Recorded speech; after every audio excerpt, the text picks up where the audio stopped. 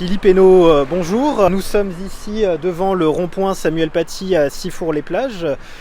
Ça vous semblait important pour vous de rendre hommage à Samuel Paty ? Oui, bonjour. Alors, à titre personnel, citoyen, et également, puisque je suis responsable reconquête pour la ville de Toulon, il me semblait très important en ce jour de rendre hommage à Samuel Paty 2 ans après son assassinat atroce par des islamistes. Un hommage a déjà été rendu hier à Paris par Reconquête et notamment Éric Zemmour, mais il nous semblait important aujourd'hui dans toutes les délégations départementales et notamment dans le Var de rendre hommage à Samuel Paty aujourd'hui. Charles Hennessy, bonjour. Il vous semblait important de commémorer sa mémoire ? Bonjour. Je tiens à rappeler que je suis là en qualité de responsable reconquête de la 7e circonscription, là où se situe donc le rond-point Samuel Paty à Sifour-les-Plages. Je tiens également à féliciter l'édile, Jean-Sébastien Vialade, d'avoir eu le courage de lui rendre hommage en nommant ce rond-point. L'un des rares maires de France à avoir fait cela. Oui, c'était évident de lui rendre hommage. Aujourd'hui, 2 ans jour pour jour après son effroyable assassinat, sa décapitation en plein jour, il faut lui rendre hommage, on lui doit ça.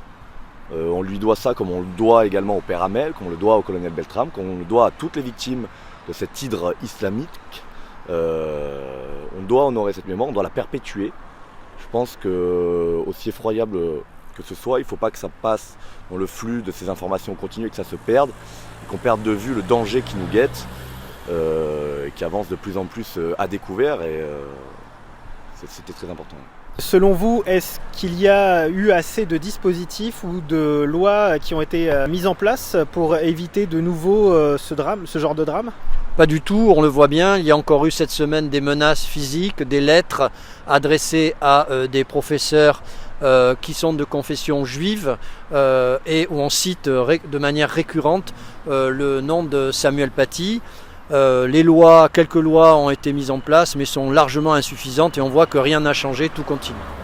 Déjà il n'y en aura jamais assez, je pense, surtout quand on voit la réaction assez lente suite aux nombreuses lettres de menaces faites aux professeurs dernièrement, on l'a vu.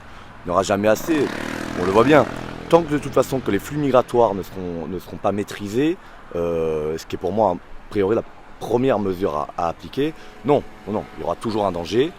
Je rappelle que le meurtrier, le terroriste de Samuel Paty, c'est un réfugié russe d'origine tchétchène, qui a priori n'avait rien à faire ici.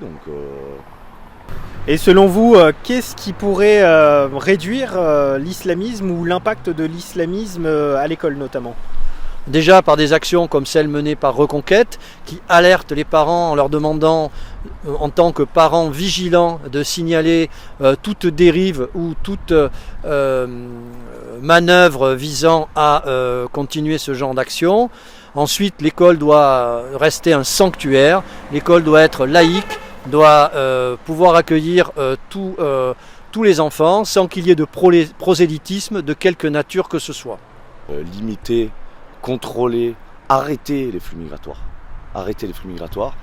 Quand on regarde le profil de ces terroristes, de ces meurtriers, la vérité c'est qu'ils viennent toujours de l'extérieur. Et quand ils sont français, ils sont immédiatement d'origine de ces pays islamiques. Donc c'est déjà la première chose. Et puis renforcer les moyens de détection des radicalisations. Encore une fois, quand on revient sur ce terrible drame qui a touché Samuel Paty et toute la France, la radicalisation de ce réfugié ne s'est pas faite immédiatement. Ça a été un processus assez long. Et quand il a décapité cette personne en plein jour, il n'était pas fiché S. Donc il y a eu un problème. À partir de ce moment-là, il faut reconnaître des errements, des erreurs et les corriger. Est-ce qu'aujourd'hui elles le sont ? À voir. Et du coup, si on parle de prosélytisme, pour vous, les écoles confessionnelles, notamment les écoles musulmanes hors contrat, qu'est-ce qu'il faudrait faire avec ? Les écoles musulmanes hors contrat, il faut qu'elles soient strictement réglementées avec des inspections régulières, à la fois sur le contenu pédagogique, la forme, et s'assurer qu'il n'y a pas de prosélytisme au sein de ces écoles. Et celles qui ne respectent pas cette charte ou cette loi doivent être dissoutes de la même façon que les mosquées salafites sont dissoutes actuellement. Attention, encore une fois, je fais la part entre la religion, l'islam, et nos concitoyens musulmans qui, pour la plupart, vivent leur religion de manière tout à fait pacifique et en accord avec les lois de la République. Donc ça, je tiens à être clair là-dessus.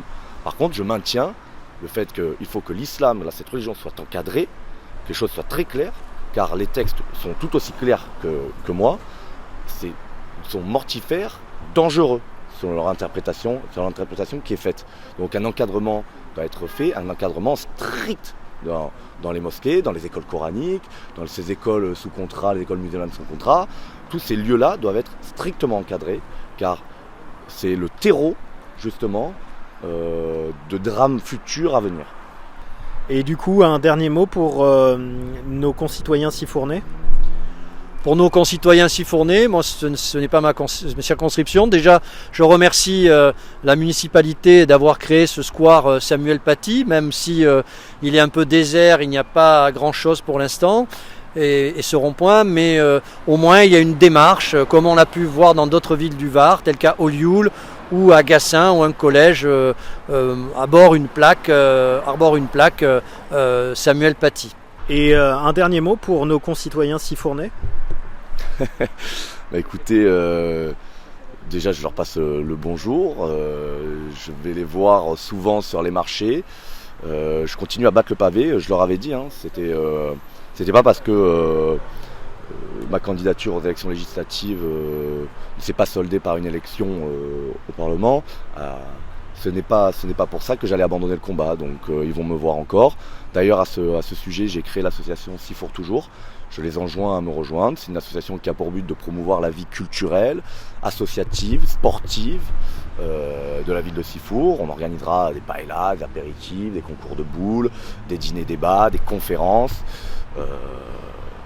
Donc bon, je les enjoins à adhérer, à venir me voir, à venir me rencontrer sur les marchés quand ils me verront pour discuter des problématiques qui touchent la ville et la circonscription et qui les touchent tout simplement. Je vous remercie, Charles Yannessi. Merci beaucoup. Je vous remercie, Philippe Hainaut. Merci à vous.